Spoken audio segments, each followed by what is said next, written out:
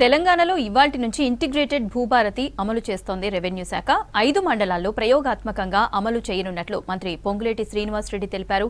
Smart ఫోన్తో ఇంటి నుంచే భూసేవలు పొందేలా కసరత్తు చేస్తున్నారు.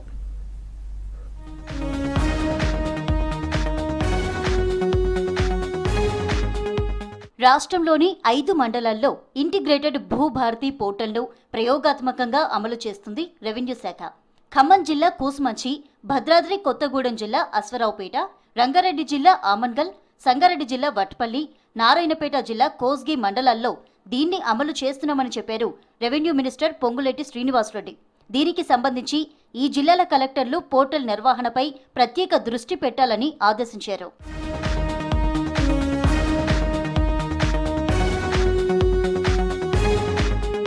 ప్రస్తుతం కేరళ పర్యటనలో ఉన్న revenue minister Ponguleti Bhubharati portal ప్రారంభానికి సంబంధించి రెవెన్యూ అధికారులతో టెలికాన్ఫరెన్స్ లో మాట్లాడారు. ఇంటిగ్రేటెడ్ భూభారతి పోర్టల్ను రైతు కోణంలో రూపొందించామని వివరించారు.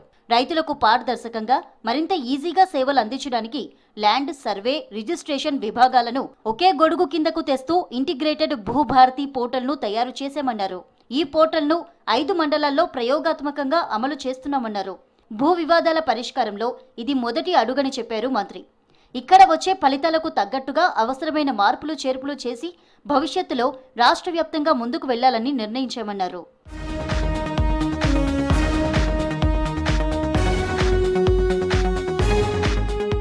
రైతులు గతంలో మాదిరిగా తమ భూసేవల కోసం మీ సేవ కేంద్రాలకు వెళ్లాల్సిన పని లేకుండా ఇంటి నుంచే భూసేవలు పొందేలా పోర్టల్ను రూపొందించామన్నారు మంత్రి పొంగులేటి.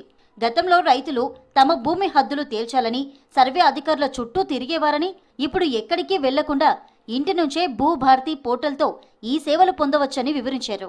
రైతు లాగిన్ అయిన వెంటనే తనకున్న భూమి వివరాలు కనిపిస్తాయి. ఎన్ని ఎకరాలకు సర్వే కావాలో కోరితే అందుకు సంబంధించిన ఫీజు ఎంత చెల్లించాలో కనిపిస్తుంది.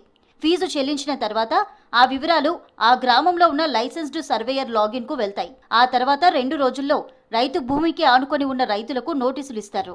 తర్వాత 7 రోజుల్లోపు సర్వే తేదీని సర్వేయర్ ఖరారు చేయడమే కాకుండా సర్వే కూడా రోవర్లతో పూర్తి చేస్తారు. దీనిని సిస్టంలో నమోదు చేశాక అది మండల సర్వేయర్ స్క్రూటినీకి వెళ్తుంది. ఆ తర్వాత తహసీల్దార్ ఆమోదం పొందాక దరఖాస్తుదారైన రైతుకు ఎల్పిఎం, భూదార్ నెంబర్ల కేటాయింపు చేస్తారు. ఈ వివరాలు భూభారతి పోర్టల్లో కూడా ఎంటర్ చేస్తారు.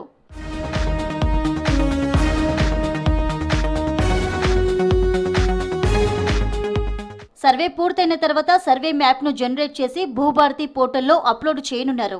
ఈ ప్రక్రియలో రిజిస్ట్రేషన్ దరఖాస్తు ప్రారంభమైనప్పటి నుంచి పూర్తయ్యే వరకు ప్రతి దశలో రిజిస్టర్డ్ మొబైల్ నంబర్కు SMS ద్వారా అలర్ట్స్ పంపిస్తారని చెప్పారు. భూభారతి చట్టంలో తెలిపిన విధంగా వ్యవసాయ భూములకు సంబంధించి కొనుగోళ్లు, అమ్మకాలకు ఇబ్బంది లేకుండా రిజిస్ట్రేషన్ టైంలో సర్వే మ్యాప్ను జతపరిచే నిబంధనను ఈ 5 మండలాల్లో అమలు చేస్తున్నారు. ఇక్కడ ప్రతి సర్వే మ్యాప్కు యూనిక్ నెంబర్తో పాటు ప్రతి సర్వే నెంబర్కు ఆధార్ నెంబర్ మాదిరిగానే భూదార్ నెంబర్ కూడా ఇవ్వనున్నారు.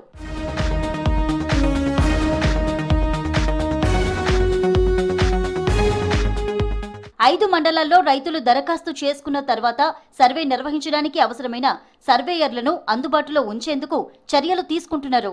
అలాగే గొలుసులు, కర్రలు, క్రాస్ స్టాఫ్, మెజరింగ్ టేప్ లాంటి పాత సర్వే పరికరాలకు స్వస్తి చెప్పి రోవర్లతో సర్వే నిర్వహించనున్నారు. దీంతో సర్వే ప్రక్రియ త్వరగా పూర్తవుతుందని, ఖచ్చితమైన సర్వే వివరాలు వస్తాయంటున్నారు అధికారులు.